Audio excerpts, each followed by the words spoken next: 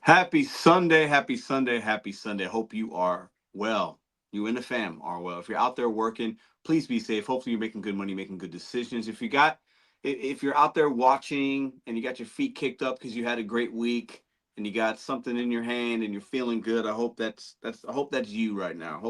Hope you don't have to be working, but shout out to all the drivers out there, weekend warriors, part-time or full-time. I'm your host, Mr. Bet on You. This is another Sunday Live show. I have a special interview today with a mom-daughter team out in Florida. We won't be sharing their names because they want to be incognito, and I respect it. And there's reasons for that, and they will share their stories. They both have one. A 73-year-old mom was deactivated. She's going to share her story. Then her daughter will be sharing her story as well. We're going to have them up in just a few minutes or whatnot. But I want to talk about the topic tonight. I'm going to put something up on the screen. You can find what I'm putting up in the description of this live. And if you're watching on a replay, in the description box, if you click on that, there's a spot because we're going to talk about DoorDash mostly tonight because both of these stories are from Dashers. Okay. But if you've been watching the news and hearing about these things, these FTC regulations, these lawsuits, DoorDash, Walmart Spark, the Walmart Spark app has to pay out over $100 million to drivers in, I believe, 11 different states. These things are happening. Uber, DoorDash, all these companies wind up getting sued or found that they are liable, or they just, you know, don't necessarily admit that they did something with tips or this or bad for deactivations. But when locally, when some people hold them accountable, then they just pay basically hush money to make things kind of go away. Now, I'm going to put something up on the screen real quick before we have our guests come on. And this was something that they shared with me. This is a way you can report to the FTC if fraud is happening. If you're a consumer, if you're a dasher, if you're a gig worker, you're an independent contractor, if you feel like something isn't right, go to this particular website. I'm going to put it on the screen right now. Okay. Report to help fight fraud. I think you guys can hear me, right? Yeah, we're good. Um, so if you go to this website here, okay, let me go ahead and click on this and scroll just a little bit. This is in the description box, okay? You can report now. Protect your community by reporting fraud, scams, and bad business practices, okay? So what we're going to be talking about tonight is there's ways you can report these gig companies or really any company, okay? And you can do that with the description box, with the link in the description box, and I'll probably pull it up later as well and talk about it. But that information is out there. We're going to be talking about just kind of the way that we're treated as gig workers. Okay. Now, over the last month or so, I've been talking about how it's my role to help you guys make money. And I'm going to show you my experiences because I think it's beneficial because I think a lot of people that do this work struggle, right? We struggle because times are hard. The app's low base pay, customers aren't tipping. It can be crazy. So I've made it a point to kind of really be a champion for that and be a champion for you guys and show you guys, okay, I get it, we're struggling, but let's try this, let's try X, let's try Z, let's challenge one another to think a little bit differently, think independently to try to earn more money. Because when you're earning more money, that solves a lot of problems. Let's not kid ourselves. Even if you have to jump through some hoops here and there, if you're making money while you're doing it, you generally feel a little bit better. But some of these stories we're going to hear tonight, it's not about money. It's about how these apps, the support agents, the customers treat us, and how really vulnerable we become when we're just trying to do the right thing. So before I bring the guests up, I want to say hi to everybody in the chat. Who we got here today? Let me start up at the top. Appreciate y'all. Hit that thumbs up. See Mufasa. No way, Jose. What's up? The Electric Cowgirl. That's going to be one of our guests tonight. Appreciate you for being in here. I see Young Getta. I see Nod. Nod Jen, I can't even Nod Nickerson, I think. I see Yoga, I see Drain the Swamp, PPP, National Nebraska, great videos this week. Enjoy 3 Sunday Night Lives. Yes, these Sunday Night Lives. Appreciate you, Nebraska. Appreciate you. Aaron Maga, what's up? Edward, what up? This is me and my story. What up? Rody takes Walmart delivery tips, so thank you for sharing this. Yeah. Crystal, what up? Nomadic, Ceci, Jen, Edward again, what up, what up, what up? If you're not in debt when you won't feel so defeated. Yeah, well, and I think a lot of people are, you know. a lot of people come to these apps in a time of need. And then these companies, they prey on that vulnerability. They prey on that need. A lot of people come here, even if it's full time or part time, regardless of how long you've been doing it or how long or what your goals are. The companies know that there's 8 to 10 million people just on DoorDash alone, active accounts. Doesn't mean they're working every day, but the company knows they have the power in that way, and that's why we see these deactivations, wrongful, maybe not wrongful. We see them just deactivating us because there's no recourse. We're not employees. There's no HR department. They hide behind the support agent, which is also another independent contractor, and they give them the power to hit buttons and just deactivate us, shadow ban us, pause us, make our life more difficult. So those are going to be some of the things we're going to talk about tonight. Hit that thumbs up, share this content. Let's get this out there with the link in the description box. And I'll probably put it in the chat as well. You can report some things if they happen to you. And I think that's just overall empowerment. Okay. Knowing what tools you have to report certain businesses. And some might say, well, hey, Pedro, my report's not going to make a difference. Excuse me. My vote doesn't make a difference. My report, well, maybe. But if enough people actually just report something, sometimes somebody sees that, or software sees traction on all these DoorDash reports or Uber or whatever businesses that is committing fraud or misrepresenting you or not doing right by the labor rights that you have in your state. And state by state, they can be different. Okay, so you have to do your own research. But eventually, somebody that might hit somebody's desk and might be able to make some kind of impact, some kind of change. Because we see what all these lawsuits that are happening, things of paper that are formed out, okay, from people that are a united front, hit some politician's paper desktop, and sometimes good things can happen from things like that. Okay, so I appreciate y'all. We're gonna get the show started here. We got I'm gonna bring you guys up. I see you back there. Can I get a thumbs up if you guys are ready? Thumbs up, thumbs up. I think they can. Yeah, okay, cool. All right. So let's go ahead and bring them up on the stage. Now, this is TEC. Okay, we're not going to use her real name. All right. And her mother's in the car with her, does not want to be seen because of what she's going through with DoorDash. But you are going to hear her in the car. So they're in the car. Just full transparency here. We're going to bring these ladies up right now. Good evening. How are you? Hi, how you doing, Pedro? Hi, how I'm you doing, doing Pedro? I'm doing good. Hold on. Let me raise the volume. Hold on. I can barely hear you guys. Hold on one second. Maybe it's my phone. Hold on. Okay, that's better. Okay, can you hear me? Can you hear me? Can you hear Yes, me? perfect. Yes, I can hear both of you. I just had my phone volume was down. Okay, so thanks for spending some time with us this evening. I appreciate you sending me this information. I know we've been in correspondence basically all this week, and I really appreciate trusting this channel to kind of get your stories out there. So I wanted to thank you for that first off. Absolutely. Thank you for listening to us and giving us a platform to be able to tell this story. I think it's important for my mom and just for the gig workers in the community to be able to share their stories, because I'm sure we're not the only ones that have been through this. And Mhm. we'll tell you a little bit more in a bit. Yeah. So Yes, thank you. first, let's talk about. Well, obviously, you guys are in. Well, share with me individually how long have you guys been in the gig economy? What apps do you have? And then we can kind of go from there and then paint me a picture as to your individual stories and why you guys are here today. You want to go first, Ma? Okay. So I have been doing gig work since June of 23, and I initially started out with Uber, and then I got DoorDash a bunch of months in, and I've been basically doing DoorDash because I had a fallout with Uber. Somebody going into my account, and I can't get their support to understand that my account was Hacked. hacked. Thank you. Yeah. My account was hacked. So I focus on DoorDash, and I've been working 6 days a week, 10, mostly 12 hours a day, but 10 to 12 hours a day. And I took an offer at the end of January.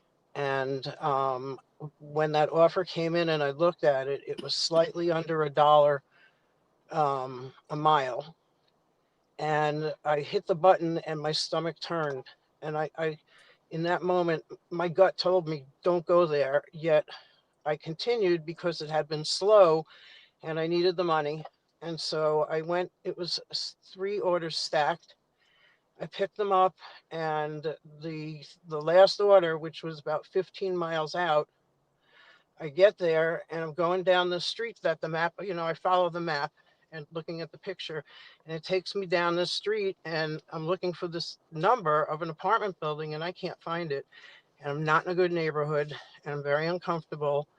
And I drive down, I turn around, I finally go across the main street.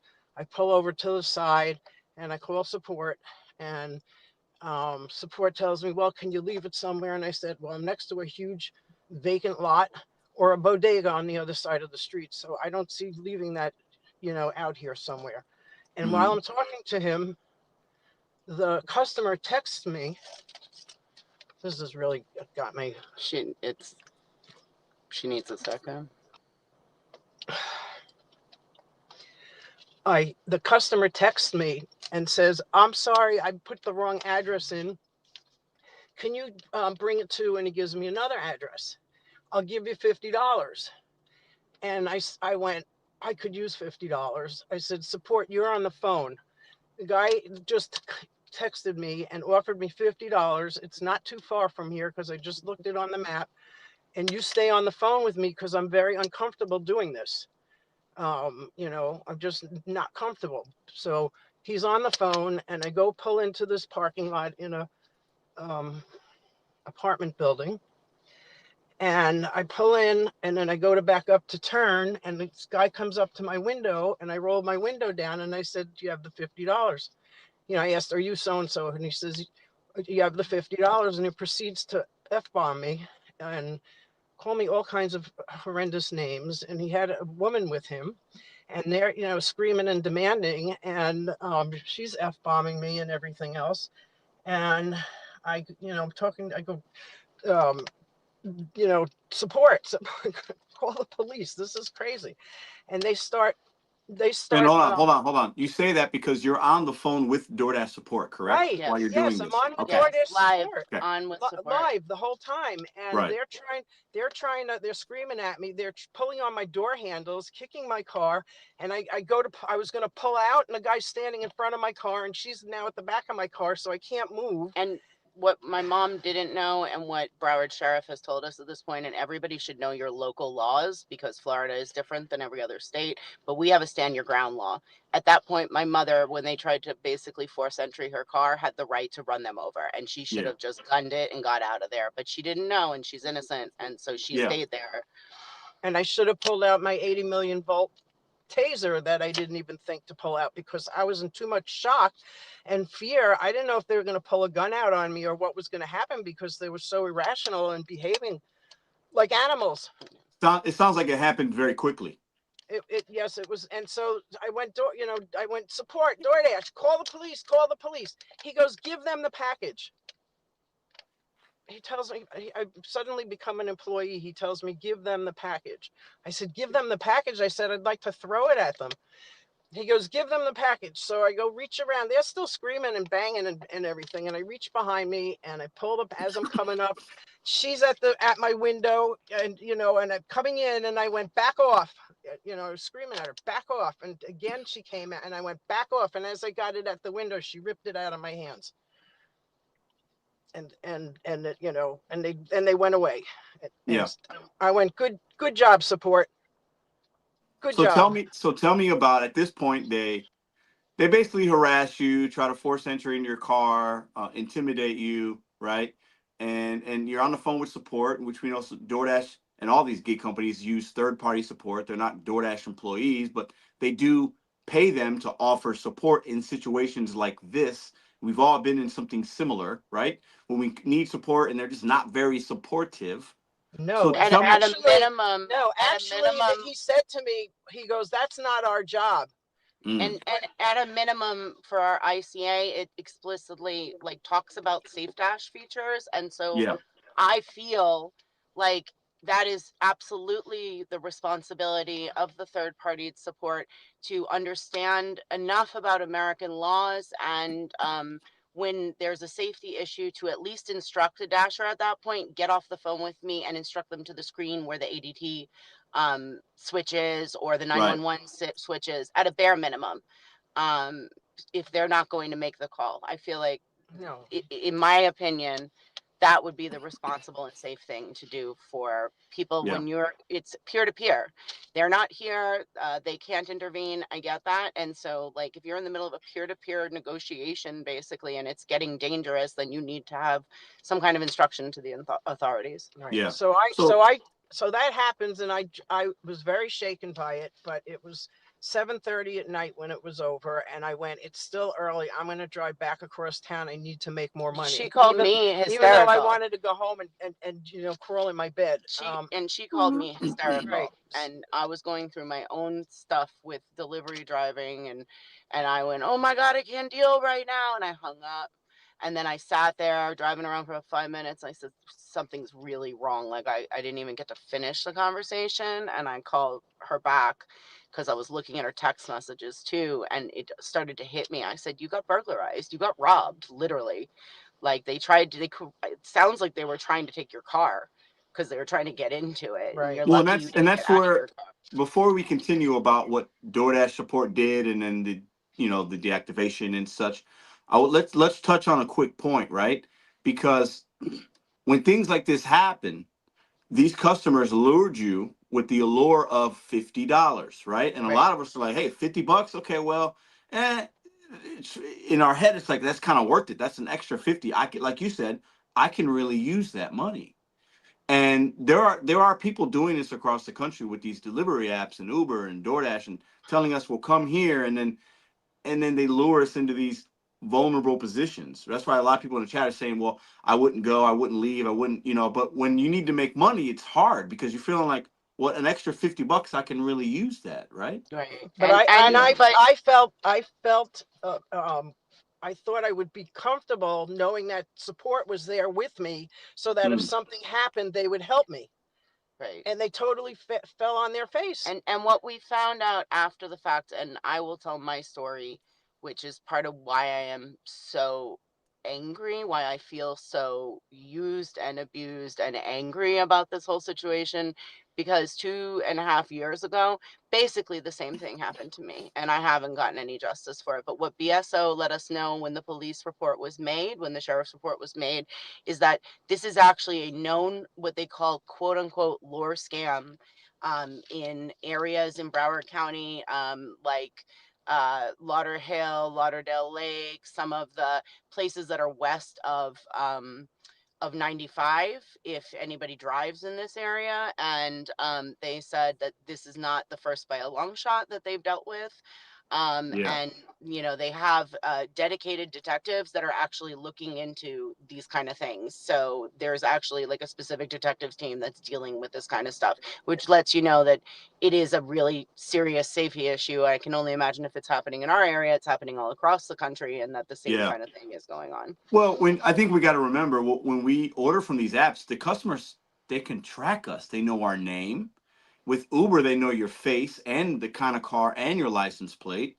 With DoorDash, they know when you're going to arrive. They can track you on the map.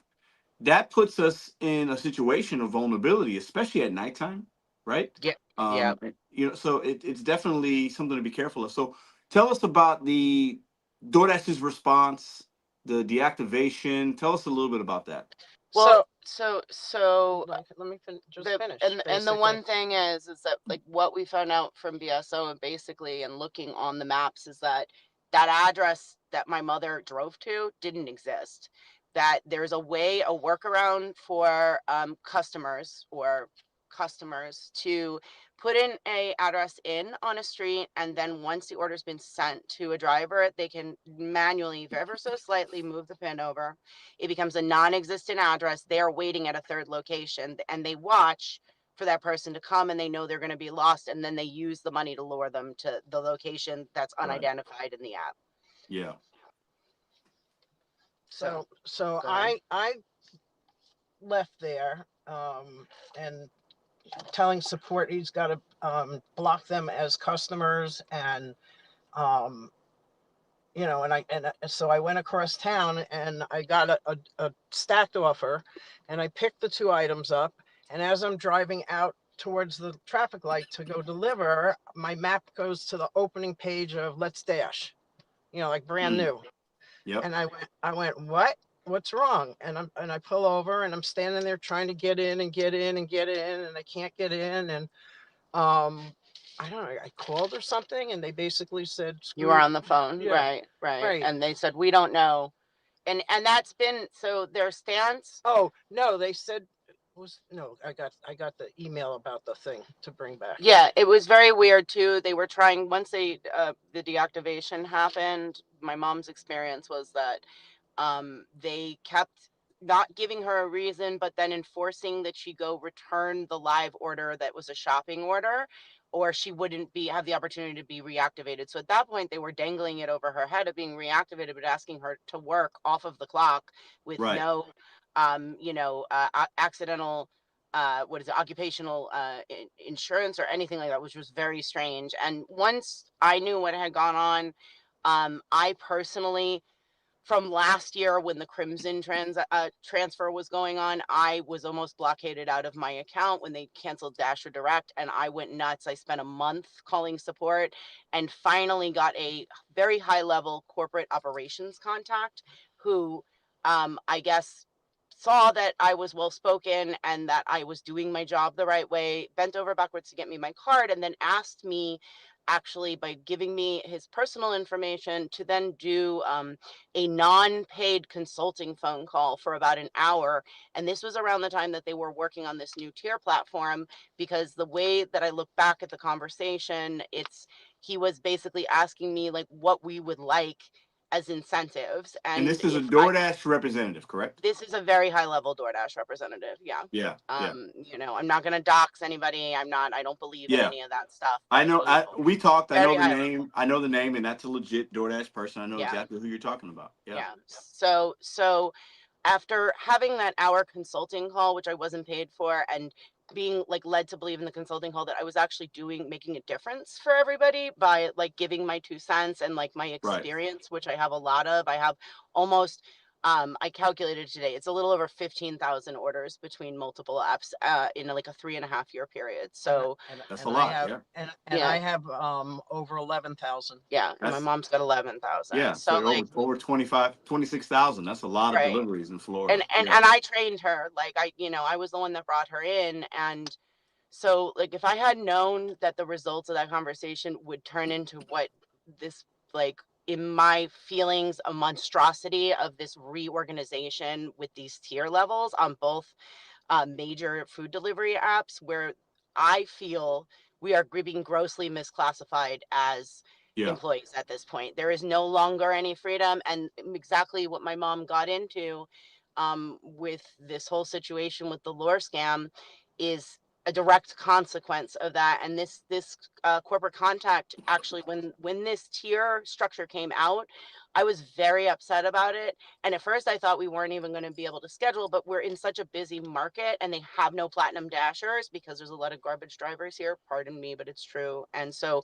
we haven't had that issue, but I expressed in private text message, and I have the receipts for all of this, that 3 months before my mother got attacked, I was very concerned about this new tier rating and that it was going to drive my mom specifically, and because I won't do it, to go accept orders. There are places that I have tried to have blocked stores. I had a box almost dropped on my head by a ragged employee that was following me around the store, that was terrorizing me one day. I won't go back to that store. I will never ever walk foot in one of those stores again. And there was racist problems when I went in that store also. Yeah, so neither of us. So like there's places we won't go, and this new tier system has basically become an issue where it's endangering our safety, and it's fallen on deaf ears. I communicated that 3 months ago. He did not respond to me, and then when my mother went through this lure scam, I sent text messages saying we're contacting the police, like my Yeah. mom was burglarized, still very much silence at this point. Emails have been sent out. There's plenty of communications that have gone on. I am at the point where I really just want DoorDash to treat us like human beings and do the right thing. My mom needs to get back to work. She doesn't know what she's doing about her money right now. And we're getting total silence. And the worst part for me is that this actually happened, like I said earlier, 2.5 years ago. I had a woman who was a DoorDash customer, Well, before same we hold kind on, of before we shtick. get into your story, I Yeah, want to go back just for a moment, right? Because I don't want to miss anything here. yeah, So your mom gets deactivated from support, basically, right? Right. But And it's but she doesn't know it, so she has another offer. She goes back to the town. She has a stack offer. She can't have access now because she's deactivated. After picking up these orders, she can't have access to her app, and DoorDash support is telling her, "Well, you got to return the stuff," even though I, she's deactivated for no reason. I was And a it, witness on the phone calls. It right, wasn't so just her. Like I actually, like I was on the phone helping, advocating for her on all of this. yeah, So so yeah, yeah, they deactivated you, and then wanted you to return stuff without any payment. right. That's some faulty that's some faulty software, faulty regulations, whatever you want to call it, faulty ways of doing business it it's for you guys. unfair labor Yeah, demands. It's yeah, that's what It's it yeah, pretty is. much unconscionable. yeah, Yeah, and it's weird because we called day after day at first, just trying to get somebody. I mean, I assumed that at least if I had these corporate contacts, that they would use their human eyes. At first, I thought, oh, this is just like AI, right? And the offshore folks, um, that don't understand our language or or our geography or our or safety. or a culture. And what inevitably came about is after a week and a half, 2 weeks, then they changed their tune and they sent out an email saying that my mom was being cited for abusive language. And the only, what I would consider that they think is abusive language was protected labor language. mm-hmm, It's protected by the Fair Labor Act of being able to discuss the discontent with the offshoring and the lack of being able to communicate. So that, or my mother's, it's like protected in Florida is the sudden fright doctrine, which is she was scared for her life, yeah, and she's not held to the same standard of what she's saying. Or third, the F bombs that those people were saying over the phone in the yeah. background that they confused because there was a woman there and there shouldn't have been a woman there because it was a male customer, right? So there, that's the only three things that I could see of why this would have happened. And I expected for like a human ear and a sympathetic higher level human being to take this seriously, and my mom just got, like, it feels like she got thrown out like trash. So is it your guys' opinion that the support agent deactivated her account based on the conversation or whatever? They didn't like your mom and what she was saying to Yes. them, so that she just is that your opinion? It's our opinion. They It's don't our like me. Both of us. Every time that I have, it's our yeah, it's opinion. our Yeah. opinion. But every time that I've got on with support, and I don't understand them, and I tell them they have to talk slower and enunciate their words, and then they get cranky and everything. Oh my God, where was I going with this? Like my mom also, she's 73. She has some hearing issues sometimes, Yeah, right? yeah, Like it's No, I so have very loud tinnitus in my head that right. screams all the time. So it's not like she is being impertinent. It's really like actually a disability that she's having, and she's still out there working when she should be in retirement age. But with the way that our society has been lately, yeah, we have to all make ends meet. This is why yep, we're all in this position. Oh, wait, I know what I was going Yeah. to say. So I go through that, and then I tell them your job, because we can't understand you, and you don't know our culture, and you don't know our what goes on here, and the fact that we have mile-long trains and we have bridges that go up every half hour depending on which one you're going, and then you're stuck there, and we get marked late and everything. You don't know that. So it doesn't work for us. Your jobs need to be in the US. And I always tell them that. And I know my daughter does the same thing. Yeah. And it's made, I believe it's made both of us a target. And what's really crazy, and I don't want to conject on this, I can't make some absolute statement, but the strangest thing is that I had a very large payout bonus the week before this happened to my mom. There was a challenge that I was given, and Hmm. generally silver, and the only reason I'm silver is because I refuse to go through the acceptance rating hamster wheel. So all of a sudden, after I started getting on the phone and using my email address along with hers to make communications, magically, oh, and I also, with support with stuff I was dealing with, communicated my discontent with them about what they had done to my mom there as well in my own account. And my account magically started getting shadow paused.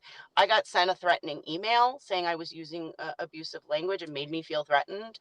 And I literally have been getting up, and now one income in the household, getting up and working for us and trying to help my mom and advocating. And it's really, really weird too, because as soon as you put up the teaser video the other night, then all of a sudden my app started working again and I was getting great orders, and I was stopped being sent to these areas that I had told corporate I didn't want to go to, which they were sending me to places that I've told them I don't want to go to, like just straight up one after another after another. It's weird.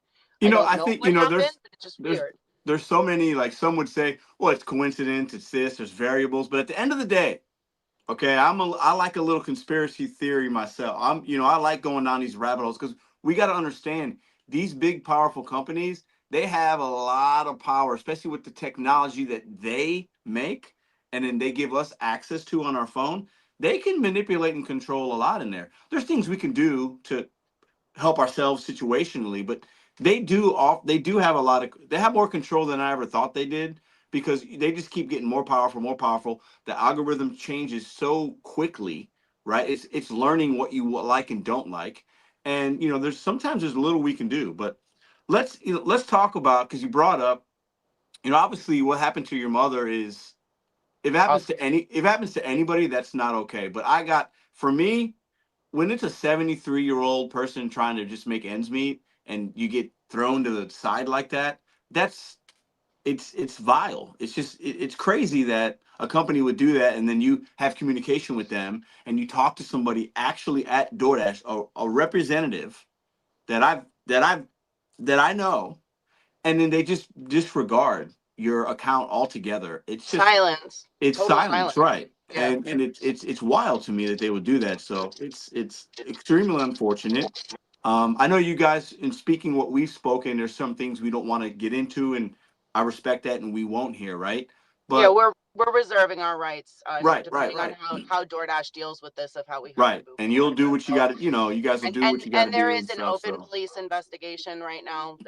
There's a detective on it. So I'm hoping that at least Broward Sheriff's Office can bring this person or persons to justice as well. And so yeah. we've been assured that this is not their first rodeo and that they've had many successful cases finding these people. So Yeah. So let's talk about, because you shared with me an incident that you had a couple years ago. You shared yeah. with me a couple of little, you know, uh, correspondence as far as what you saw on social media. Do you want to talk about that Yeah. customer, what that situation that happened to you?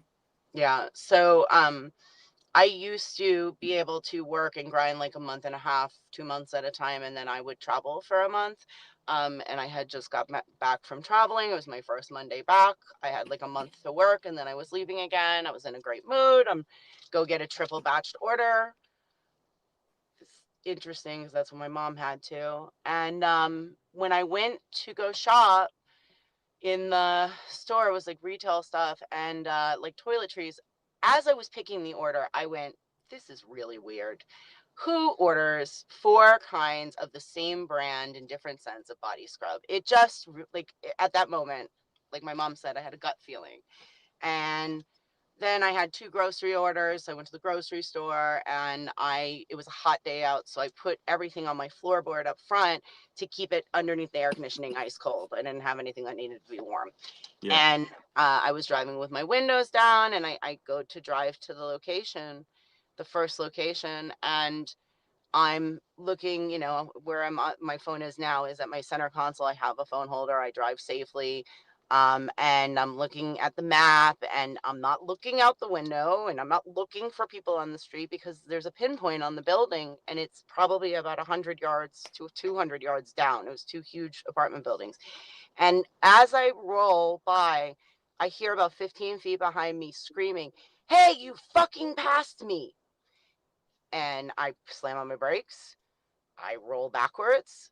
There's a woman standing there with a minor child, probably like 8 years old, in pajamas at like 3 o'clock in the afternoon. And she's like, you passed me. And I said, well, ma'am, I said, I'm looking at my phone and my map and being safe. My hands are on the steering. I'm not paying attention to pedestrians. Yeah, well, you passed me. I was calling you. And so I assume that this is the customer, even though she's like a good 200 yards away from where she's supposed to be. And she's being hostile. So my immediate reaction, not even like autopilot, was get rid of her. Like, just give her stuff, get rid of her. And it was a hand it Right. to me order. So I start to get out of my car because I usually put things in the back seat, forgetting that I had put everything on the floorboard, and my, like I said, windows were open. And she starts mouthing off at me again and dropping, more profanities. And I just had enough. I said, ma'am, now I'm contacting support. You're going to have to wait a minute. And I start to pick up my phone to call support. And I see her on the right side of my car because she was at the back, like quarter, back passenger door. She busts ass and runs to my trunk and launches into my trunk, rips my trunk open. I go running around the back of my car. What are you doing? Get out of my trunk. She tries to grab a bag of my goods from another store that were in my trunk. I run and rip them out of her hand. She pushes me and I like stumble. She slams my trunk, broke my trunk. It was like $750 repair, what she did. This was a big, big woman. And she then tears off to my front of my car, jumps through my front window that's down, and launches down and grabs her bag from the front seat. And as I'm running towards her, she jumps out of the window and she body checks me into the car. And I just like All stumble for some body soap, right? huh? For some body soap. Didn't she For get soap or 4 something? kinds of the same body soap, which again makes me believe she was like stealing or selling this stuff. Like, that's my Yeah. belief. It's just weird to me. But as soon as she did that, I said, that's it. I'm calling the fucking police on you right now. And she starts backing up away from me towards the building, grabbing the kid by the wrist. And she looks me dead in the eyes and she said, if you follow me, I will fucking murder you. And she walks backwards and takes off around the building. I jumped in my car. I sealed my doors and windows. I called the police. Police took like 20 minutes to come out.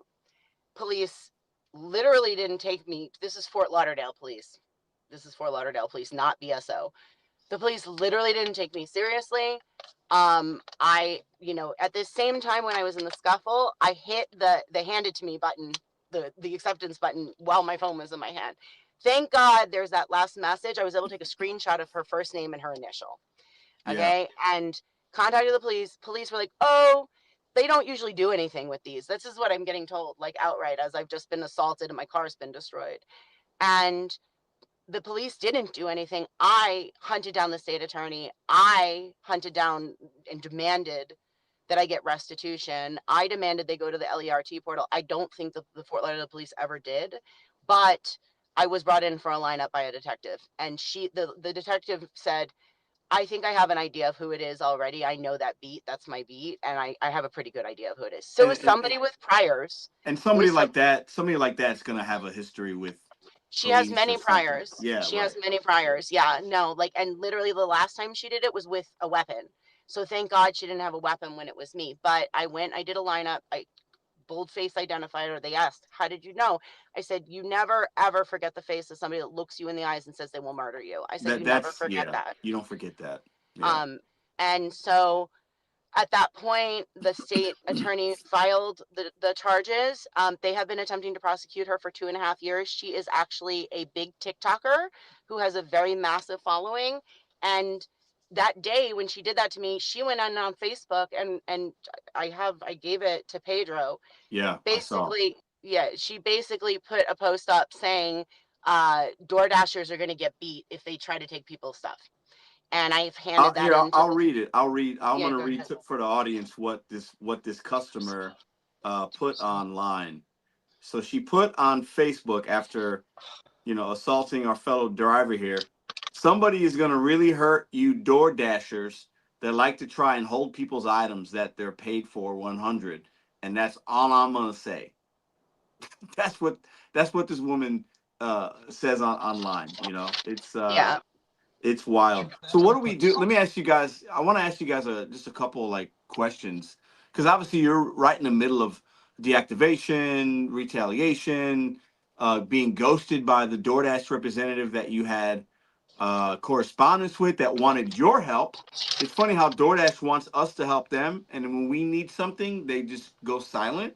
That's Right. interesting, right? DoorDash, Right. DoorDash will see this video. I know they will. I But we're hope gonna they we're do. gonna I'm gonna send. They're gonna see it. So it's funny how like when we need something, they go silent. But then when they want us to help them with information or go to a Dasher roundtable, everybody jumps to the chance to help DoorDash. But when we have real life situations, most of the times all they do is just a candid, very PR laden lawyer writes up some kind of statement. When we don't do, and it's there's no empathy, there's no understanding, So what do we do? What would you guys recommend new drivers do in situations like this, or is there anything we can do to avoid being put in a vulnerable situation? What would you guys say to that? This is for Well, like for new drivers that are just starting out. what my mom said earlier in both, like, I have reinforced it, and I think she knows very well at this point. And I learned the hard way from this woman attacking me.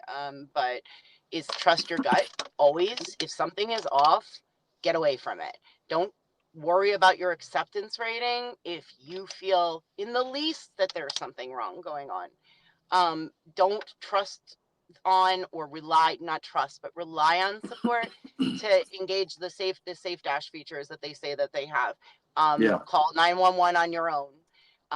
Activate ADT. ADT is in the United States. I have used that feature before. I was stuck in an elevator and they took care of stuff. So like those are actually your better resources in safety issues than just reporting safety to the offshoring agents. And Yeah, that's a really good point because DoorDash does have those features in the phone, or maybe just getting on the phone with 911 or something that but is they're like three more steps. local. Yeah, It's hidden. It's 3 steps away, which in yeah, the middle of a panic like that is not the most like convenient or right, yeah, can be easy sure. to access. But like just try to keep that in your mind. And also what I really urge everybody, especially since we seem like, I feel like we have been signing contract updates under duress. That's what it feels like to me, because it'll be right when you're trying to log into a shift. Yeah. And Oh, I had it in the middle of an order. right, no, my mom got one in the middle of the order. But there is an amazing tool out there that I have been utilizing, a combination of tools. You can use something like Google Gemini or uh, the Chat GPT to just kind of troubleshoot. But if you want a contract reviewed, there is a newer AI called OpenCase, and I don't get any payment for plugs on this, but it's an amazing legal AI that updates with Pacer daily. And you can Mm. actually download the DoorDash app via PDF from their website, and you can go feed it in, and you can ask up to 10 questions a day with a free account, 3 if you haven't registered. So it's worth it to stop like whatever you're doing and review it. My understanding, and I made a big mistake because I just saw it in passing, was that you had a 30-day opt-out option in the arbitration agreement that DoorDash Hmm. put in the most recent contract. And so for the future, I will have something prepared already. Yeah, but the you couldn't And I even will review it through when OpenCase. But I recommend everybody who wants to be self-represented or needs to deal with arbitration in any way or deactivation, that's a great tool. My background, I've done a lot of advocacy work, and I do legal document preparation with a contract lawyer who's very knowledgeable, right? Who like reviews my document preparation. So I mean, if you want to go maybe through Pedro and somebody needs that kind of stuff, I can guide you, or even if it's just teaching, you how to represent, like get your own documents together, or where to look for the documents or the things that you need. I can definitely guide you in the right direction. But you should know your state's laws, and you Yeah. should understand the federal laws too. And get educated. Like we're clearly, our safety is in danger, And until it's getting taken seriously, like, we need to have weapons to arm ourselves. That's all, and take care of ourselves as gig workers. It's important. Yeah. Did you want to say I something? didn't even mention the 2 days before with the knife. Yeah, I mean, my mom had a knife pulled on her 2 days before this happened. She had like 3 days in a row. She had an alcohol delivery, showed up, and knocked, banged. It was by the highway. She thought, and she ended up having, the woman came to the door yelling at her, "You're gonna get stabbed for knocking on the door like that." Things like that. Why do you knock on the door like that? Yeah. Just so I can get your attention. Yeah. I mean, and then she So- didn't want the order. She went crazy on me. And then the next day I go to deliver pizza on a third story walk up. And it took the guy time to come. He had a dog barking. He finally opens the door. I give him the pizza. I start walking away, and he had no control over his dog. And the dog jumped at my back and almost knocked me down the stairs. Now, I was in an accident in September, run off the road during my DoorDash day. She's in the process of dealing with, there's been a couple of different instances. And so again, it's what I want to reinforce for everybody out there is, like, weigh your pros and your cons. It's not all gravy in this industry, especially as the gig companies have gotten bigger. Yeah. It was very different, 3-4 years ago than it is now. And like, it's important to know too, and we had like shared the FTC information, is that it is part of FTC's goals right now to deal with these like antitrust issues where they're trying to stop us from organizing. And I am not a big proponent of traditional unions, but I am a big proponent of us banding together, of things like what Pedro's doing, of giving us voices, of being loud about it, and educating each other, and Yeah. being able to support each other. I think it's really, really important. And instead of us all being isolated, it makes us stronger. Yeah, we are definitely isolated in that way, and it's hard to, because even none of these gig channels really have the reach to reach all and every, or even 10% of the gig workforce. We just don't, because we all have small channels, figuratively, comparatively speaking, compared to how many people are out here working. So it's definitely isolation a component to it, and especially the situations that you guys have been through. Many people in the chat, I've been through a couple myself. Odd situations that definitely feel unsafe. If you do this long enough, right? Between the two of you, you got 26,000 deliveries. You're gonna, these things inevitably will happen. But I think at the end of the day, what it sounds like you guys want is just some kind of support, maybe some understanding, maybe some better protections, right? Especially when these things happen. And I don't think that's too much for us to ask. These are basic things that I think gig workers have rights to, right? Well, and it's that, and then also, okay, so you're not going to give us the protections, but you're still going to misclassify us as employees and utilize like our resources, run our cars into the ground. I mean, I'm even at the point of paying for extra data storage because I am now documenting. I'm so feeling paranoid and afraid of retaliation stuff, possibly, and based on the shadow pausing that I experienced, of screen recording every time that I'm doing stuff. And when I'm in communications, I'm screen recording everything because I need to protect myself at this point. So like, there's a lot of extra costs that have been accruing. And like, if I'm going to be taking on these extra costs, then at least you can provide me some safety resources, since you're getting a big chunk of the money that's coming through, or maybe stop treating me like an employee and not have the tier thing going on, right? Like, there's got to be some give, because it feels like there's more and more and more in the gig companies' laps and less in our hands. And it's sad. It's sad because it's a big part of the labor force. Now, I mean, we're at the point, I don't know if anybody has seen on Amazon Prime, but there's actually a movie that came out called Good Fortune with Keanu Reeves and Seth Rogen. That's literally about a gig worker whose life is miserable, and he is living in his car. And it's like, even Hollywood's laughing at us right now, and it's not funny, but that's the whole story basically. And Keanu Reeves is an angel that comes and saves him. So yeah.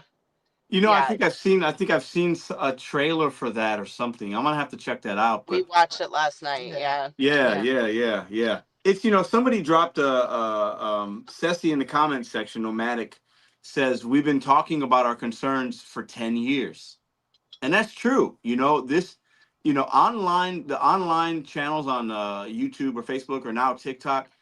When you go to most channels, you know, you got people maybe talking about their experience or trying to help people make more money, but really, most of us just talk about how bad this can be sometimes and how we're just not, we feel isolated, voiceless. These companies don't care, and you know, it can be talked about. You know, we're gig workers, but even just a lot of the other major corporations, in my opinion, a lot of these companies here, they just don't care like they used to.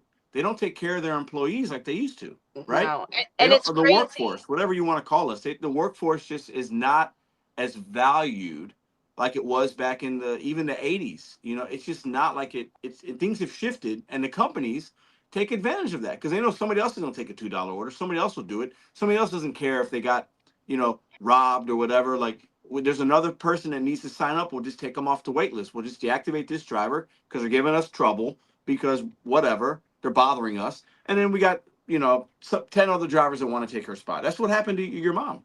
I mean, Yeah. basically, in my opinion, that's what happened. Yeah, and I mean, in my opinion, it's just weird how there was no answer at first about what happened, and that I had sent the messages to the high level contact about us contacting the police, and then only way after was there a different answer about what was going on. So it leaves a lot to be discovered, and I'm sure we will find out when like the detective is finished Yeah. with an investigation And as well. they blocked my access to my Oh yeah, weekly and daily and weekly earning statements because I was about to go do my taxes and go through my whole year and do Mm-hmm. calculations and figure out my tips and stuff, and I have no access to that whatsoever. I'm blocked. yeah. So let me. That's I want to ask the chat a question because maybe somebody can be helpful with that.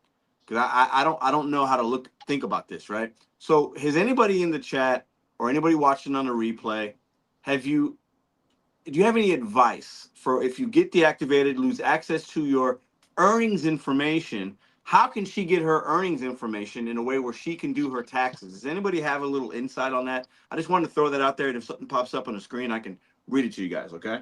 But And this year it's even more dicey because this is the year where we became no tax on tips, and now she can't access her tips. Now she yeah. doesn't. They gave us one big Mod Podge for the So you haven't summary. been able to call. Have you tried to call support in any way, or is there another kind of phone line, or maybe to We get sent an email official them? email. There was a notice, a they legal also notice sent. they Yeah. also deactivated my consumer account, which I've only used once because the service was so bad. She was so late and the food was cold. And this was a bunch of years ago when the services, that I first became aware of them. Yeah. And I swore I would never use DoorDash again because that was horrible. I didn't realize I could call up and complain and get a refund or something. I just took it as it was. Hmm. They So they tipped her, and when I'm not using the so service. I got a letter that they deactivated my consumer account too. It's Hmm. the craziest thing. That it's wild. It's unfortunate. You know, it's you know, it's like we know the reality of what they do and why they do what they do, and it's tough. And I struggle being, to be honest with both of y'all, I struggle with how to look at DoorDash and the gig economy because, you know, my experience overall has been good, and I've been deactivated and I've had bad things happen, but like it's tough because sometimes you don't know how bad it can be until something like this happens, like what you guys are experiencing, you know? And I think this happens to a lot more people, but they just don't reach out to somebody that might have a channel, or they feel isolated or whatever, and they don't say anything, and they just have to figure it out. And then they can't pay rent, they can't pay their bills because they lose access to earning potential. Whereas if you have a traditional job, there, you know, you might get some kind of unemployment, you might get this, you might get that. And, you know, I think isolated is a really good choice of words to use because I think a lot of people feel that way. Even maybe not the ones watching here in the chat because maybe they're doing okay and they figured it out or they're in a good market. But I think overall, that's you know, the experience you guys are having in Florida is probably more normalized than we like to believe. I don't know what you guys think about that, but it's kind of where I'm at, and I struggle with it because in St. Louis I do okay, but I think it's also important to remember, like, we're only one, the kind of work that we do, the amount of driving that we do, we're delivering to strangers, it's nighttime, like we're only one incident away from things going sideways really quickly, right? Right. I mean, it can happen Absolutely. For like sure. that. It took Yeah, me time. It took me time to get the courage to drive around at night. When I sure. first started, sunset was coming in. I was like, Yeah, she would run home. I think I got to get home now. Yeah. It took me a Yeah. while, and then I finally started to do it, and I went, okay, because my daughter kept And saying it gets quieter at night. It's actually nicer on the road. It's more till enjoyable. like 10 o'clock or so, and the main restaurants are open and stuff. Like, I'm like, oh, good, all of the idiots are off the road, and like, I can actually like wheel through here, and it's nice, and right. But I mean, and I'm not saying it's all bad. Like, as for new dashers, for new gig workers, I'm not saying it's all bad. When Right. I've had other stuff come up in my life that I've been kind of a slave to this over the past year that I can't get into, that I'm navigating through right now. But when I was able to grind for a month and a half, and then I was gone in Ecuador or Sicily for a month with my medicine family because I'm part of a medicine church and I was learning from my teachers, it was glorious. And there are beautiful days. Fort Lauderdale's a Sure. beautiful city. I drive, in zones where I'm by the water and the breeze is blowing by, and I'm just like listening to podcasts like Pedro's, or, learning something and delivering my food and doing a little grocery shopping. It's not all awful. I would No, never say that. it has its It's a perks. mixed bag, right? It Right. has its perks. I think I think overall there's, depending on how long you do it and why you do it, there can be more good than bad, but the bad really stands out. And that, and some people are saying in the chat, that's a lot of lines of work are like this, not just independent contractor work. A lot of jobs are dangerous. That's true.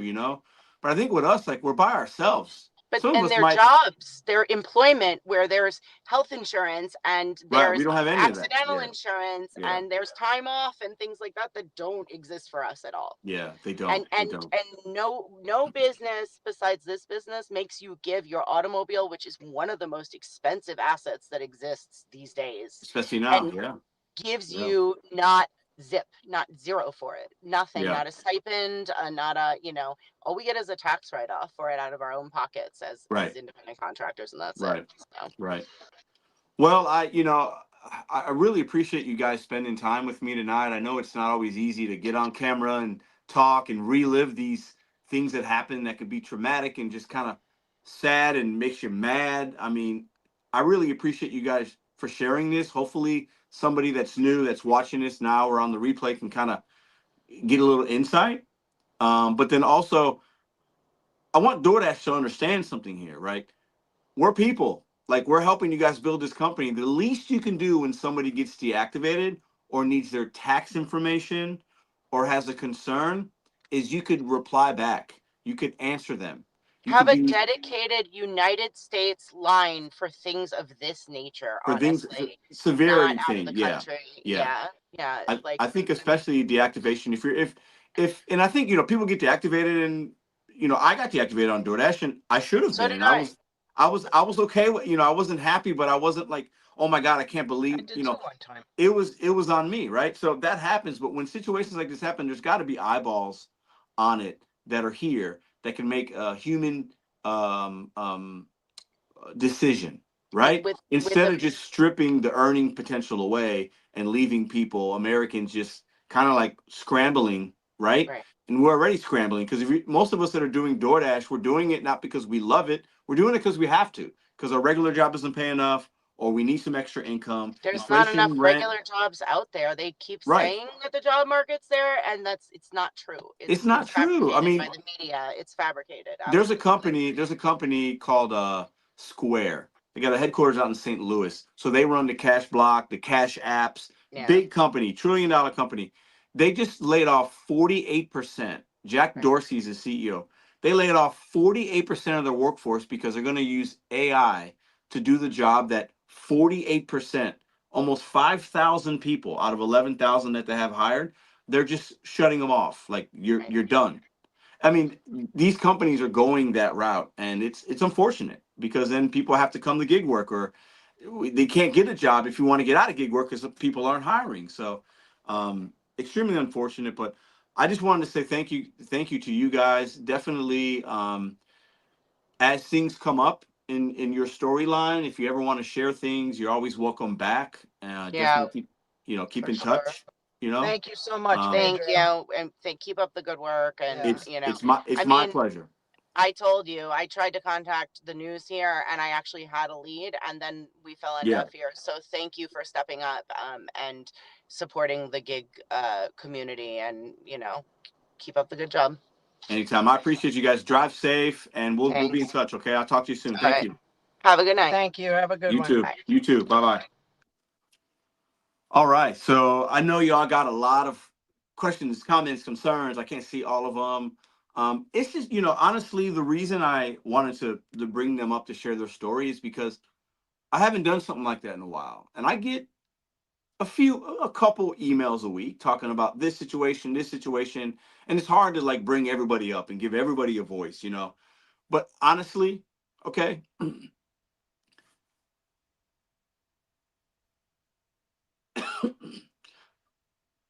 when a 73-year-old grandma aged woman in Florida gets deactivated and has to deal with that, that fucking sucks. Like that should never happen. And to me, it points to a bigger issue of just this country and where things are going. The fact that she has to do that work, something's wrong. And that's beyond DoorDash. But shame on DoorDash for just not handling this situation better, offshoring their support like all these companies do. And it puts us in a vulnerable state. And we're the most vulnerable people that are doing this kind of work, service industry. We're the most some of the most vulnerable people that are in the workforce do this kind of work, and it sucks. And it doesn't have to be that way. It does not have to be like that. That's why I wanted them to come up. And it's been a while since we've done something like this, and I had an interview style, and I know it's not normal on this channel, but I thought it needed to be done. Even if a couple thousand people see the video, which is probably what we'll get on this live stream, with your help with sharing it or tagging whoever, please feel free to do that.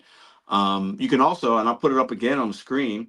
If you look at, let me see if I can find it. This thing right here, report to help fight fraud. There's in the description box, there's a link that can take you right to that. And you can report businesses that are doing things illegally in a fraudulent way. You can do that as a driver, as a consumer. That's your right to do that kind of stuff. And I think, a lot of people in this community are anti-union. They're anti this, they're anti that. I completely get it. I'm not somebody that's pro that. I've never been a part of a union myself. But there's power in numbers, there's strength in numbers, there's power in knowledge. The more knowledge we can acquire, the more things that we can share with one another, the more ideas that we can talk about, whether we agree or disagree, the better. I mean, they want us to be unheard. They want the voiceless to stay voiceless. The people in power always want that because it serves them better. So that's why I thought this was good timing to bring these women's stories onto light, because we see what's happening with Walmart. So let's talk about Walmart real quick before I say hi to you guys in the chat, okay? Walmart, 11 states are holding Walmart accountable for basically wage theft, okay? Like manipulating money, showing an offer and it winds up being something else, and doing funny things with money. As you all know, I was deactivated, but about a year ago, maybe a little bit more, and you guys experienced the same thing. You got money. Remember when Walmart Spark app, you had the earnings were just dropped in your account. So people got thousands of dollars. I think I got like 20 something bucks. I think I did a video on, I think it was like 25, we'll call it. I'm like, what's this 25 bucks? It was because they were doing funny things with money and they decided to get ahead of it, and here's some money. But I don't know how much of that 25 was mine. Should have been more, should have been less. So to all the over $100 million is going to be paid out by Walmart in those 11 states. States like Illinois, I think Arizona, maybe New York, maybe there's 11 of them. Look them up. I think California might be one. I can't remember. So for all the Walmart Spark deactivated drivers, where's their money? Should they not get some earnings? If Walmart was stealing tips, misrepresenting pay structure, Where's their money? Does that go somewhere? Are they just SOL? I I don't know. Thunder, thanks for the $20, brother. Glad to see you here. What do you put it up on the screen? What's Thunder saying? Sorry, off topic. Will you be in live streams on your other channel? Yes. That other channel, Thunder, I'm gonna get to that 1,000 subs. It's hard to run two. I'm gonna do it, and I would love to have you on the show. I'm gonna have to hit you up. I think I still got your number, but yes. That's really not off topic, but kind of, but yes, yes, yes. Once I get to 1,000, and I'll get there. I'm getting there. We're gonna be doing weekly live streams over there as well. Appreciate that question. You got my attention with the 20, big baller. But listen, so what happens to people that had money and earnings taken from them, but because there's a lot of Walmart Spark drivers that were deactivated for literally no reason. A lot of them out there. If you do some quick research, tens of thousands, maybe it's even you if you're watching. So what happens? You steal money from me last year, but because I'm not a driver anymore, I'm just supposed to eat. I'm supposed to eat that money. If you're a full-time person, that could be $1,000. For most Americans, $1,000 would be gold right now. Think about that. So these companies do some shady shit, and we got to call them out. One day, at the end of the day, I want to help y'all make more money because that's why we're here. But we can call the companies out too. We could do both. We could do both. I mean, it's it's wild. So let me see what you guys what you guys are saying in the chat. Millions and millions in debt. Yeah, I mean, it's tough, man.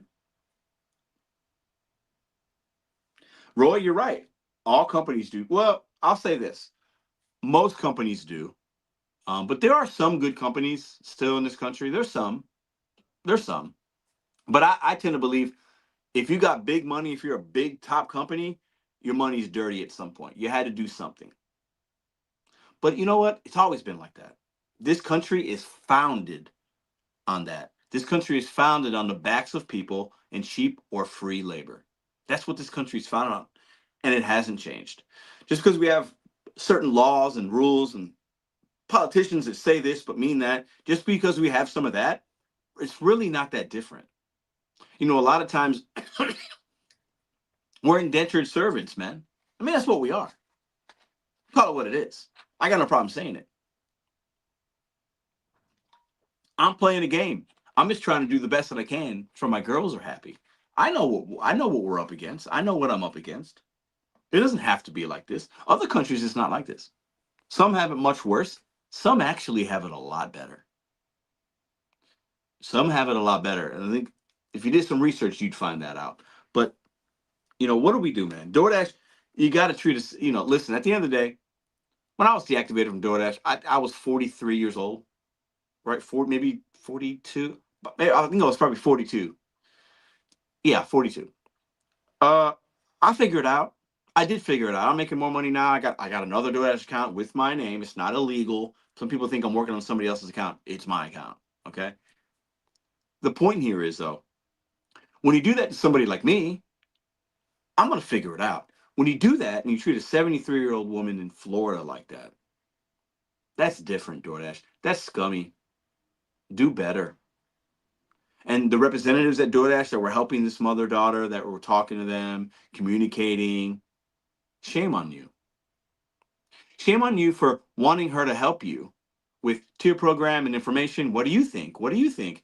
And in the second that they really need your help, now that she helps you, you ghost them. I see the text messages. You ghost them. You just hands up, oh, nothing. You ignore. That's what you do. So when you need us, we're there for you. Personal information, emails and text messages. Some of these DoorDash reps were texting Dashers. I talked about this a year and a half ago or so. I knew two people that helped. So they have our information. They'll text you. I'll give you some money if we do a ride along. So they want us to help them, and we're independent contractors, right? We're not employees, but some of us will help them. It's fine. I would do it if they called me. Hey, you want some? I'll give them my insight, my 2 cents, whatever. If I can help somebody else out, why not?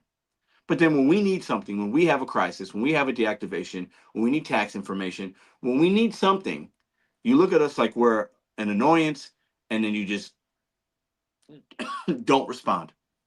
Shame on you.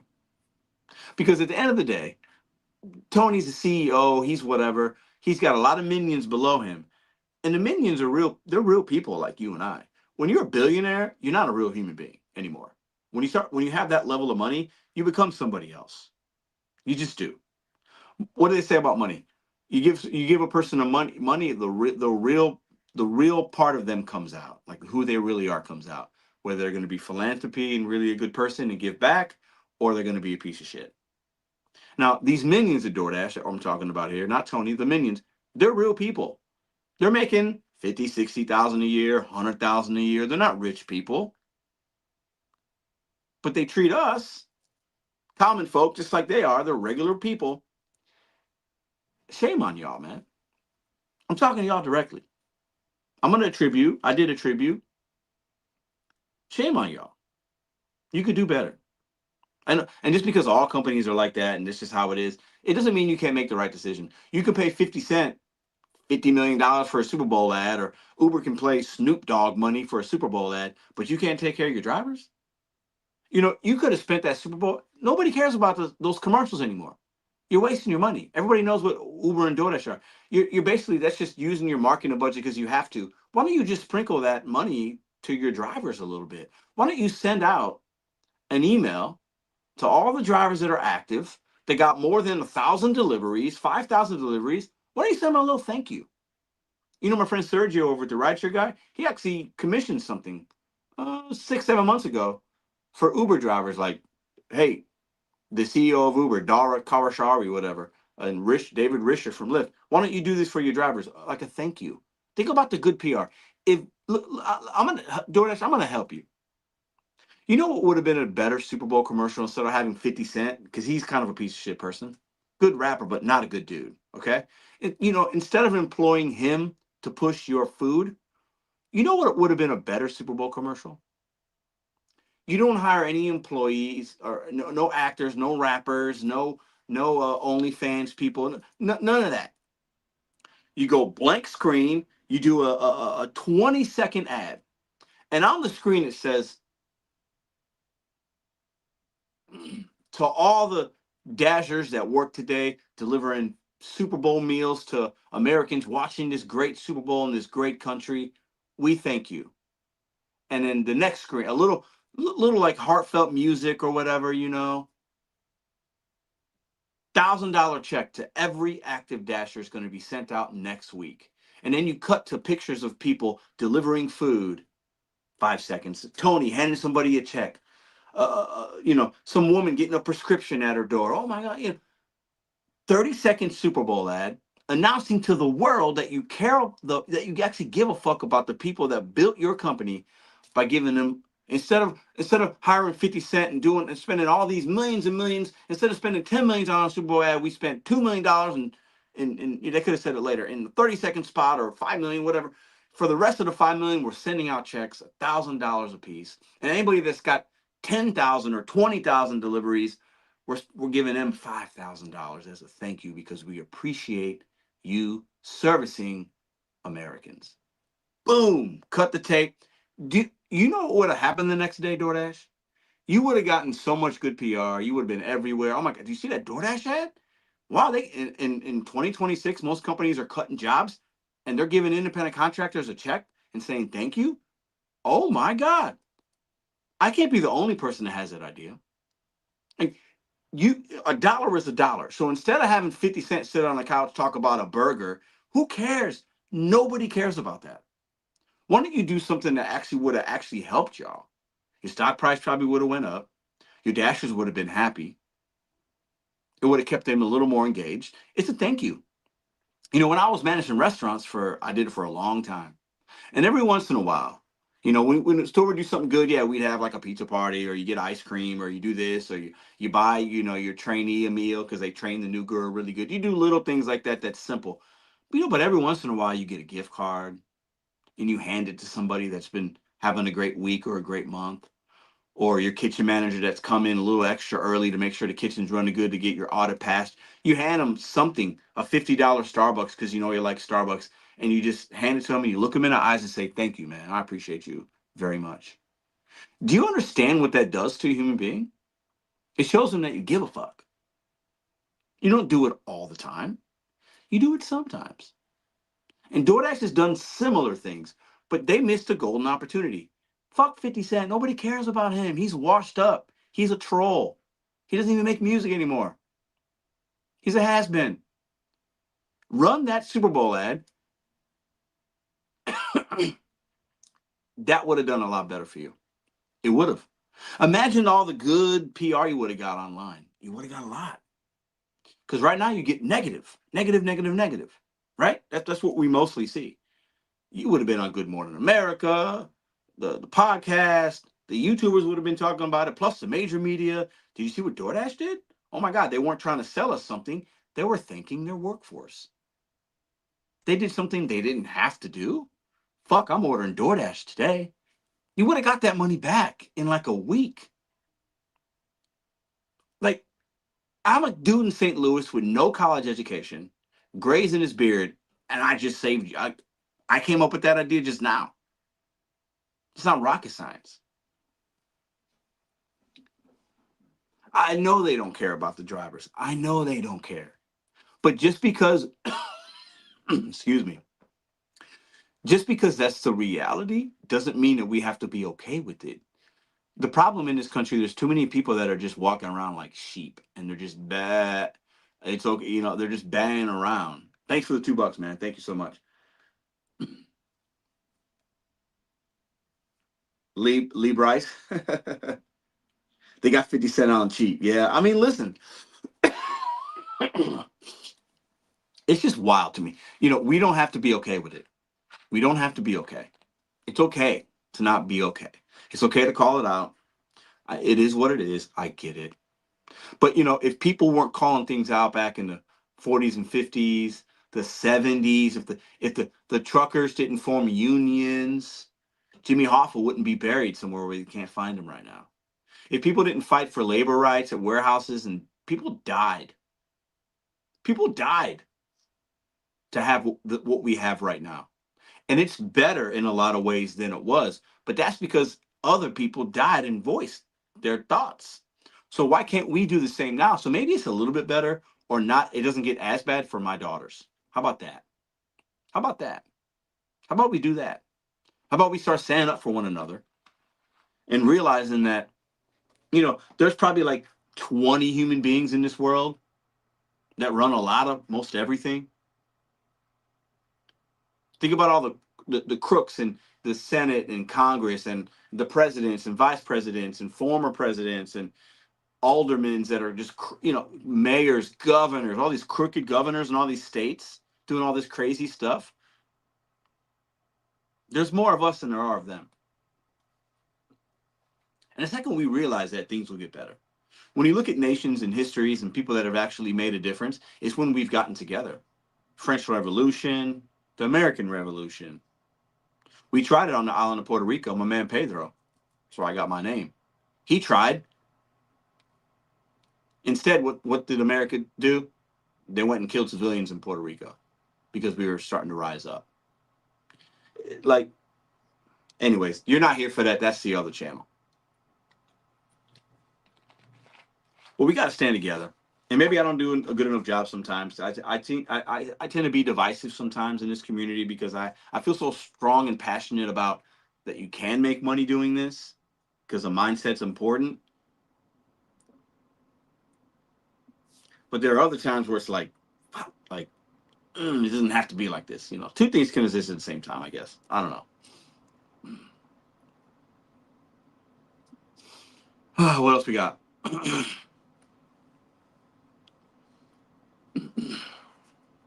Protected labor speech. Yes, it's protective labor speech. We're allowed to call it out because it's part of our First Amendment right. Amen.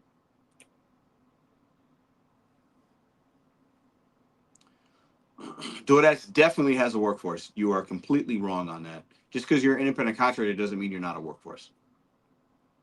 We are a workforce. It's just we don't have the protections that employees have. We're definitely a workforce. Tell that to the people in New York City. Tell that to the people in California, Colorado. They've band together to have certain legislations. Tell that to the people of Seattle, Pennsylvania. It's a workforce. When you do any kind of work, if I go out there right now and I'm not an employee and I'm an independent contractor, or if I'm a self-employed business owner and I take my workforce to mow some lawns tomorrow, that's a workforce. And if I'm the owner of that company, that's my, even if they're 1099, if I pulled them off the street, if I got them at a Home Depot, okay, whatever. That's a workforce. And it's my obligation as the leader of the workforce, as the boss, to take care of those people. Because I believe that if you do that over the course of time, that comes back to you. Look at a company like Costco. Costco takes care of their people, their employees. They actually use some 1099s as well in certain sectors of that business. But Costco does very, very good because their business model is built on their people. Fair pricing, good training. Chick-fil-A, Trader Joe's. There are some companies that take care of their workforce. And then there are ones, most don't, because they feel the pressure for their stockholders, the pressure to go public, whatever it is, and they just want to buy another yacht or a third home. That's what it is. But we have certain rights. Even as independent contractors, we have rights. And I think a lot of us don't know it or don't care to really push it because maybe we're doing okay. I'm not somebody that's pushing legislation. I'm not that guy. I try to do it a different way, and it's okay. But two things can be true. You could still know what you have for as far as rights and amendments and all that stuff and legality stuff. And then you can also do that and also try to make the most that you can and make it the best that you can. Right? That's kind of how I look at it. Spoke to Chris Marlborough here. Here is a lawyer that is helping with the legislation in New York City, deals specifically with arbitration law. He is incredible if you look him up. Yeah, Quan Army. What was the point of the Dasher Roundtable? PR, maybe.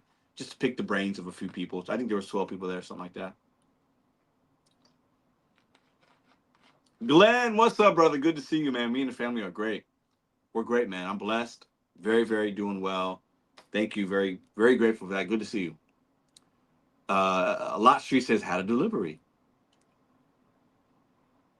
Chris, yeah, you have to figure out a system on DoorDash, roll with it to make good money. I agree with that. I believe in and depending on the market that you're in, and if you're full-time or part-time, there is a way to make money with DoorDash, but it's up to you as an independent person to figure that out. I 100% agree with that. I've been talking about that for years. Definitely. Let's have coffee. Hit me up. You can email me. So yeah, what else you guys got tonight? If you guys want, if there's anybody that wants to do a StreamYard link, I can share it for a little while. What are we at? An hour, 22 minutes. I got a little more time if you guys want that or not. I'll leave it up to y'all. But I'm really happy that they came on the screen and just shared their stories and maybe ignited a little bit of something in you to look up some information. It is what it is. We're not trying to change the world here, but one or two people's minds, challenge a way of thinking, give you something to think about as you're working this week, or if you're brand new, get a little bit of insight, Hey, you're welcome. Sorry, making great money. Thanks to you. Don't want no one coming in and changing the rules. Nebraska, I hear you. I'm pretty much in the same boat. But I'm okay if something happens in Missouri that helps protect drivers. I'm okay with it. I'll still figure it out. I do believe that, but I hear you. Yeah, I think ultimately we can do more for ourselves than anybody else can do for us. I've always said that, but it doesn't mean that some things need to happen to change, because there are a sector of vulnerable drivers that don't have it like some of us, and they need to have a voice, and I'm okay with that. I've always said that. $2 a mile. Let me see. What else we got in here? Oh, Glenn, I'll never forget you, man. You've been on the never. When I see certain names, I remember them. It's hard to know every single name, but there are probably 100 names or so that if I see the name, maybe more, I know exactly. I can see the picture. glad to see you here, man. I'm glad. Third year of teaching. I think you went to college. You're a professor, right? I remember that you were on the live and you were talking about that. I'm so happy that you're here. Thanks for coming in, brother. Quality of life is so important. I talked about that. I'm glad you brought that up.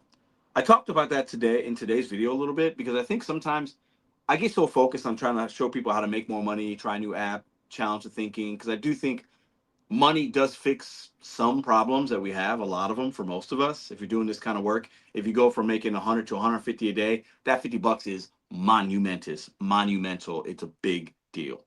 That changes what kind of bills you can do, it's a big deal. But time is a big deal, which when you're talking about quality of life, if you can only have to work 6 hours instead of 7, but make the same money, and you just got an hour back every day, 5 to 6 or 7 hours a week of your life back, that's huge.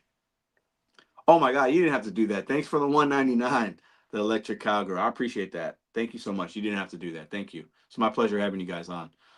But sometimes looking at your week and saying, how can I just get some more time back? Like, fuck the money for a second. Now, in doing the time, you got to make more money to get the hour back. But my point is, sometimes it's like, okay, well, can I work more effectively, efficiently? Can I make my routing a little bit better? Can I start maybe instead of starting at 11 a.m., can I start at 9 a.m. or no, 8 a.m.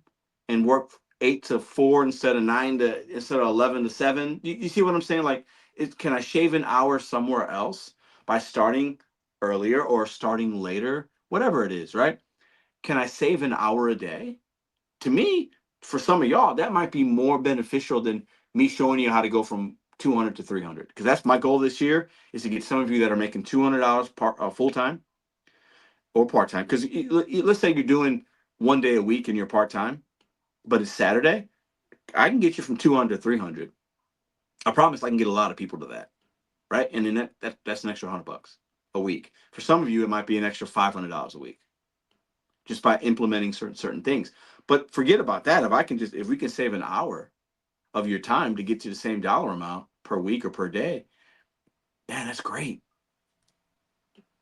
I say that because when I first started doing this work and I documented on this channel, I was working a lot of dinners. I was working long days for a year. I worked at minimum 6 days a week. Some days I worked 7, but it was about 6 days a week for a year. Then my daughter was born. I stopped working weekends. I built it up for myself. I don't really have to work weekends. I want to have a better work-life balance. It's better for my physical and mental, right? And I can focus on other things.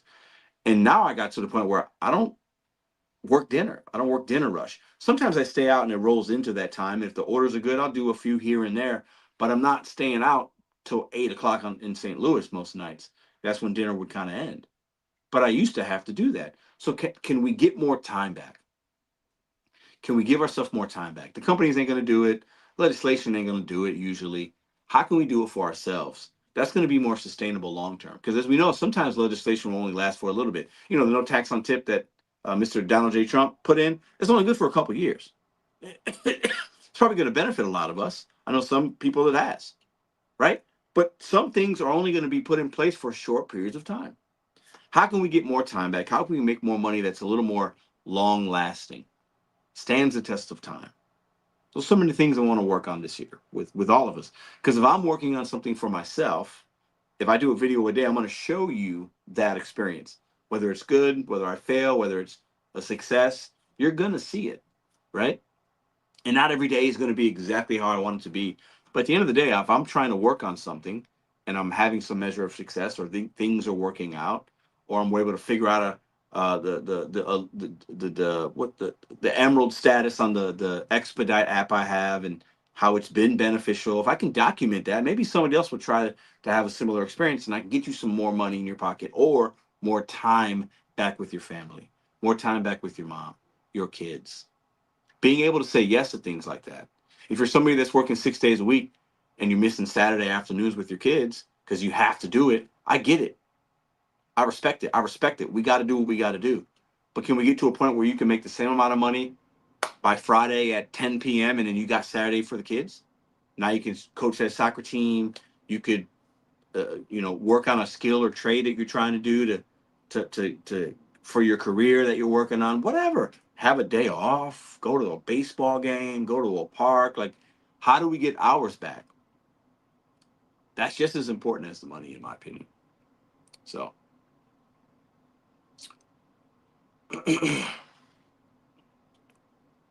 yeah, I know, right? Yep. Appreciate that, Joe. Appreciate that, man. Thank you, man. I don't. Not every video is going to be a banger. I'm not always right about everything, but I keep it real. I share my perspective. I do feel like I got pretty good insight every year that I've been on this channel. Every year that I've been in the gig economy. Every year, the one thing I can say, regardless of what's happened, I've made more money every single year, just with the gig apps, right? So there's a steady.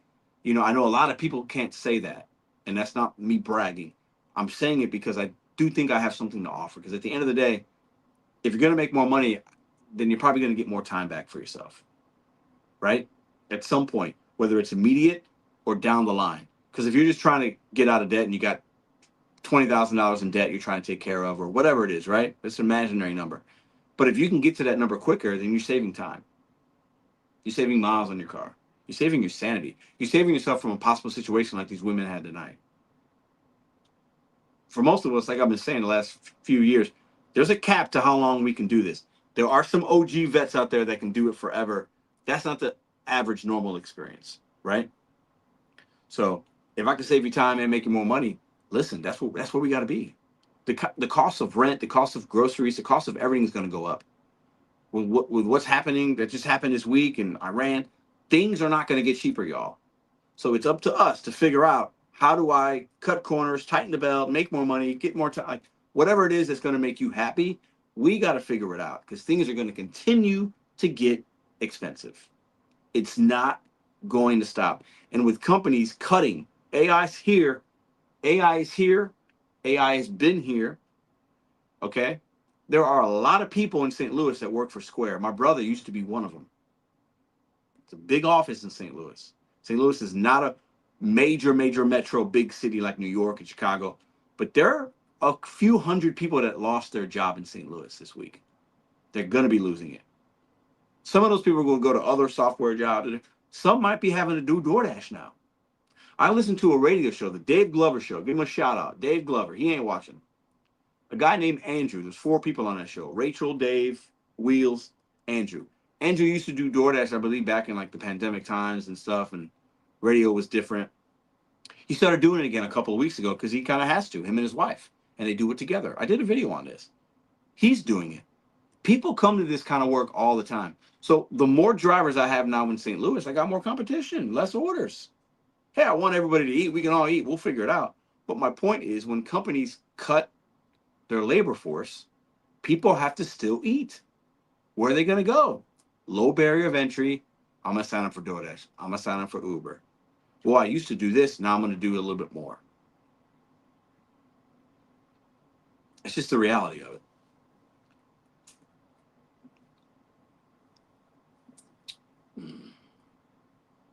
$2 a mile. It costs you 7 cents a mile. That's what it is. Yeah. No, I hear you, Chris, man. Dude, hey, that's your market. I mean, I'd make a lot more per. I'd make $2,000 a week minimum if I work 7 days in St. Louis. No cap, no lie. If I work 7 days a week, I'm taking home at least $2,000. That's St. Louis. So I'm leaving money on the table. But if I did that, I'm gonna burn myself out. I'm not gonna spend as much time with my kid. I'm not gonna have as much fun in life. I'm not put on. God did not put me on this planet to work. My purpose is to be the best dad I can be, and to give to other people that have less, and to just try to live a little bit. It ain't to work, because I can make more. I can make a lot more. A lot of us can. But we got to have that balance, man. We got to have that balance. We got to have that balance.